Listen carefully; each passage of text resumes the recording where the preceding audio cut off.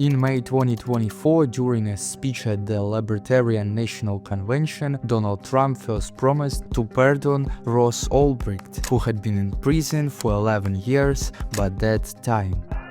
And if you vote for me on day one, I will commute the sentence of Ross Ulbricht. At the time, Trump did what he did best. He made a deal. If you can't make a good deal with a politician, then there's something wrong with you. And I'm a very good deal maker, believe me. I guess I look at everything like a deal. I do hundreds of deals. The deals come out of my ears. He made a deal with Libertarian Party supporters that if they voted for him, he would pardon Ross Ulbricht. Ross Ulbricht is known as the founder of Silk Road, a darknet marketplace. In the 3 years that Silk Road has existed, there have been 1,300,000 transactions, and 70% of them were related to drug trafficking. Ulbricht was arrested by the FBI in a special operation and sentenced to 2 life sentences plus 40 years in prison, with no chance of release for the rest of his life. Ross Ulbricht created a drug empire and was convicted on 7 counts. But why does he still have so much support? In January 2011, Ross Ulbricht, a young libertarian, created Silk Road, the first darknet marketplace where users could buy and sell products and services anonymously. It took Ulbricht 6 months to develop the marketplace, which he created to function without government oversight. Ulbricht ran the site under the name Dread Pirate Roberts. While all of this was happening, I began working on a project that had been in my mind for over a year. I was calling it Underground Brokers, but eventually settled on Silk Road. The idea was to create a website where people could buy anything anonymously with no trail whatsoever that could lead back to them. Ross's views were inspired by the Austrian School of Economics and libertarianism in particular. In his LinkedIn profile, Ulbricht wrote that he wanted to use economic theory as a means to abolish the use of coercion and aggression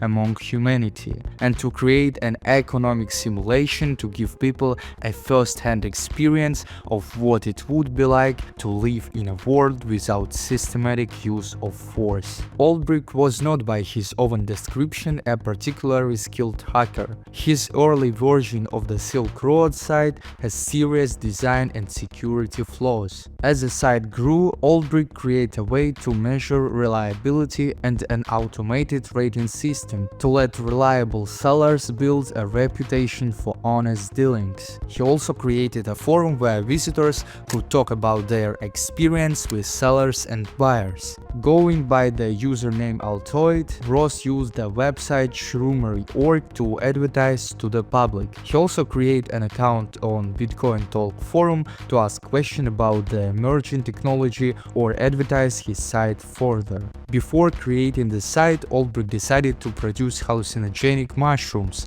which he could sell on the site to get people interested. After launching the site, Ross received his first order and sold 10 pounds of mushrooms. Only a few days after launch, I got my first signups and then my first message. I was so excited I didn't know what to do with myself. Little by little, people signed up and vendors signed up, and then it happened. My first order, I'll never forget it. The next couple of months, I sold about 10 kilos of shrooms through my site. Some orders were as small as a gram, and others were in the QP range. Before long, I completely sold out. Silk Road was accessible only through the Tor network, which anonymized users by routing their internet traffic through multiple servers. This made it difficult to trace IP addresses back to the users, and therefore made it impossible to track the user's action on the site. And the way Silk Road kind of had the anonymity is it used what's called Tor, or the onion router,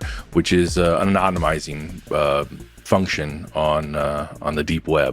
It was actually invented by the U.S. Navy back in the mid-90s or so. The site used Bitcoin cryptocurrency for transactions and allowed buyers and sellers to remain anonymous. Users were identified only by Bitcoin wallet addresses, which could be created without personal identification. This protected their identity during transactions. The combination of Tor and Bitcoin made it difficult to authorities to trace transactions back to the individuals. We have something called the Bitcoin. Now, what's the Bitcoin? Bitcoin is an electronic online digital currency. Now it's starting to actually gain some traction. And there are places that are beginning to actually accept this sort of universal digital currency, kind of operates in the shadows, not regulated. Well, I guess you can trust it because it's not controlled by anyone. The Silk Road site offered very high security, which brought many buyers and sellers to the site. There are over 10,000 products for sale. Soon every type of drug was available on the site. These included cannabis, stimulants, psychedelics, opioids, ecstasy, dissociatives, prescription medications, and intoxicants. Just look at some of the 13,000 items offered through that underground site. Ultra clean cocaine, clean and real LSD, high-grade MDMA, also known as Molly, all with fast and free shipping. Silk Road began to grow and make money. It was really the first dark market website. You literally could buy anything there. I'll take that back. There's two things you couldn't buy there.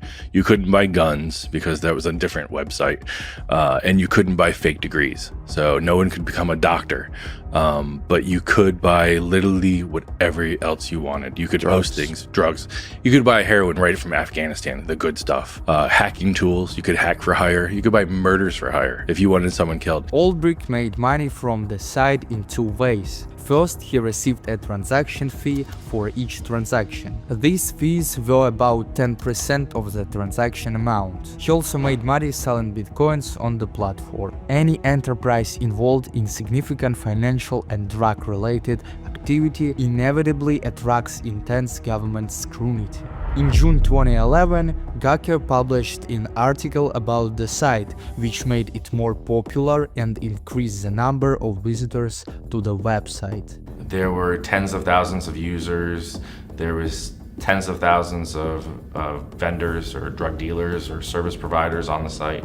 The traffic in any one day was unbelievable. The publicity surrounding Silk Road caught the considerable attention of law enforcement.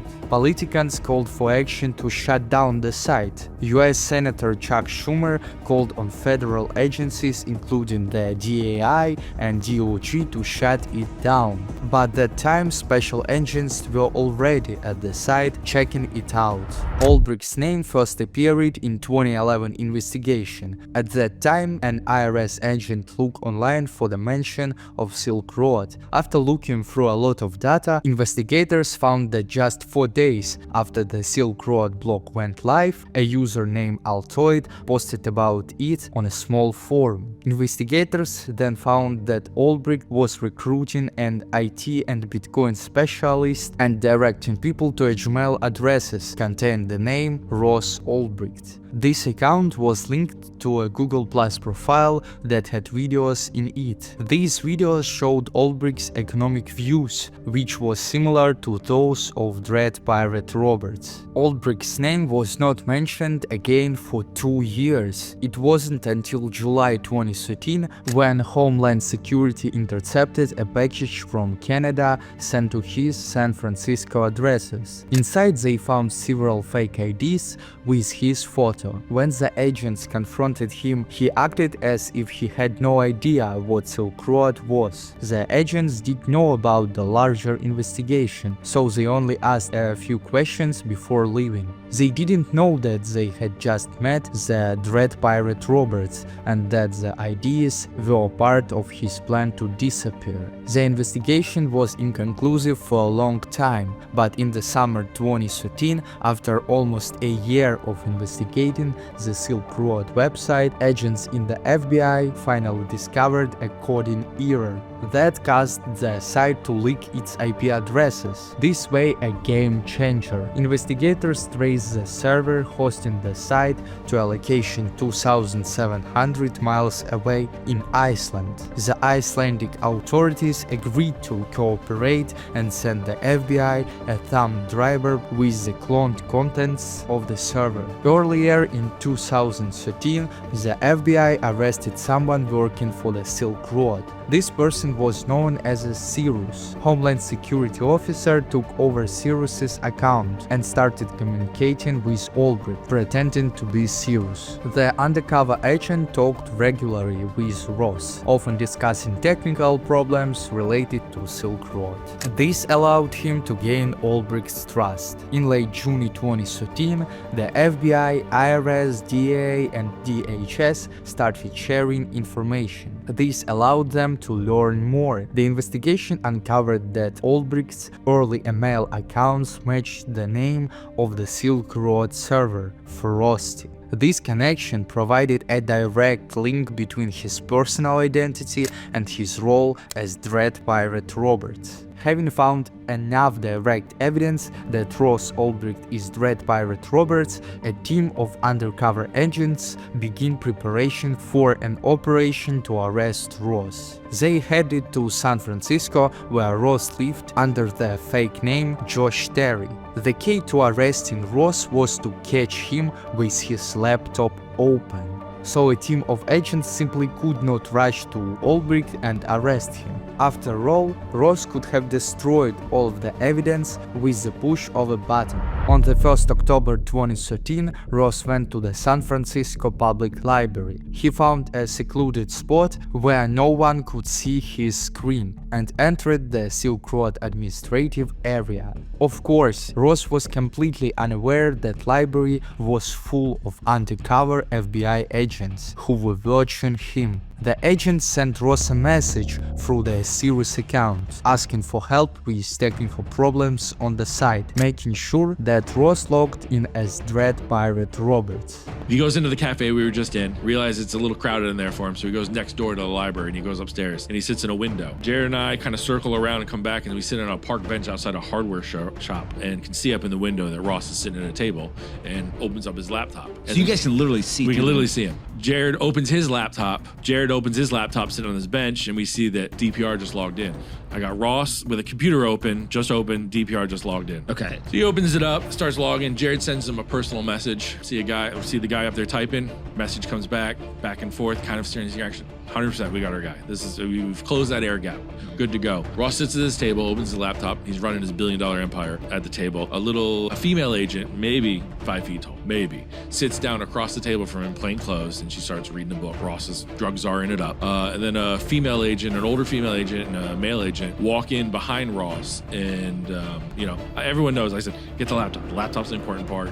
We'll get Ross. He's not getting out of the library. Get the laptop. So the older female agent cocks back and punches the male agent right in the jaw. Older female agent who's walking behind Ross punches the male agent. Yep. To create a disturbance. Okay. Ross turns around. The female agent takes the laptop and slides it across the table, hands it to Tom Kiernan, and Tom Kiernan's job was to keep it alive. Albrecht's laptop contained chat logs, journals, and server data that directly link him to the Dread Pirate Roberts persona. Prosecutors argued that Silk Road facilitated over 1 million drug deals and generated $183 million in Bitcoin sales between 2011 and 2013. Albrecht personally earned $18 million in commissions. His trial concluded with a guilty verdict on 7 charges related to his operation of the marketplace. In May 2015, he was sentenced to 2 life sentences plus 40 years without parole.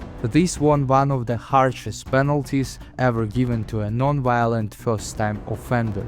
The judge cited Silk Road's role in enabling addiction and Albrecht's alleged willingness to use violence. He was also ordered to pay about $183 million in restitution prostitution based on the total sales of illegal drugs and counterfeit IDs through Silk Road. Federal agents shut down an illegal website known as a billion-dollar marketplace for narcotics. The FBI arrested Ross William Ulbricht yesterday in San Francisco. The mastermind of the Silk Road website was sentenced to life in prison without parole. Ross's case is unique in that federal agencies have never encountered a drug marketplace of this magnitude. And Ross's sentence is unprecedented for a felon who has not committed a single violent crime. Okay, so there's a couple of important points. One is the feds never charged him with attempted murder. They put it, Ross ended up getting sentenced to 2 life sentences plus 40 years without the possibility of parole.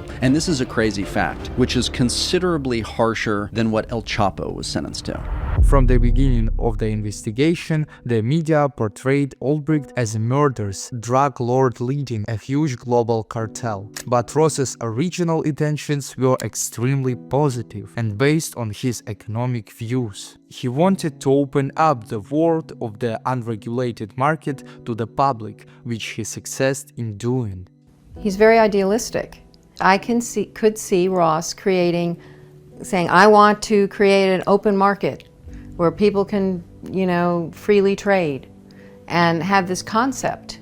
But it also made sense that when he said, but it became too much for him, he got out of it and passed it along to someone else. And I think often youth can be very idealistic and maybe not foresee the potential repercussions and unintended consequences of their ideas. It's worth noting, however, that at the time Ulbricht was arrested, he lived in an apartment with other people and didn't own a car, so it didn't seem like the money was really critical to him. Support for Ulbricht is especially strong among libertarians, who view his case as a key example of the conflict between individual freedom and government control. They argue that enabling voluntary transaction between consenting adults should not be a crime and see Ulbricht as a victim of an excessively harsh legal system. Libertarians generally believe that people should be free to make their own decision about drugs, and the government should not get involved. They support making drugs legal and not a crime, saying that people should be able to choose what to use without the government getting involved, as long as this choice does not hurt other people. More than 250 organizations and prominent figures who have publicly advocated for his pardon, arguing that he deserves a second chance to reintegrate into society. But he had been beating the system for a long time, right? He was like one dude with a laptop that unleashed this thing that kind of metastasized and went over the whole world. And he was winning for a while. He was ahead of the feds. He was ahead of the U.S. Attorney's Office. He had Chuck Schumer there, calling for his head, and yet he continued to kind of game the system and beat him by just being nimble and being able to throw his laptop in his backpack and roll on to the next location. So maybe he thought he'd be able to continue beating the system. I don't know. Ross has also made significant contribution to blockchain development, as the Silk Road was one of the first uses of Bitcoin on such a large scale. Ulbricht has become an iconic figure in the cryptocurrency community, symbolizing the potential and possibilities of Bitcoin for the world. At the time of Silk Road's inception in 2011, the price of Bitcoin was approximately 30 cents.